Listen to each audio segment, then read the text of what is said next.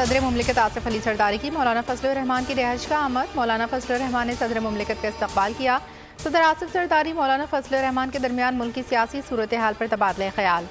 वफाकी वज़ीर दाखिला मोहसिन नकवी सदर आसिफ सरदारी के हमरा थे। सदर मुमलिकत ने मौलाना फजलुर रहमान को बंदूक का तोहफा दिया।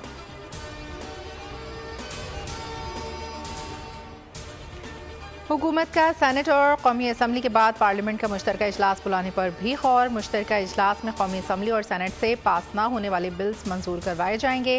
मुश्तरका इजलास 28 अगस्त बुध को बुलाने की तजवीज़। ज़राए के मुताबिक इलेक्शन एक्ट और मखसूस नशिस्तों के बारे में नई कानून साजी भी मुश्तरका इजलास से मंजूर करवाए जाने का इम्कान।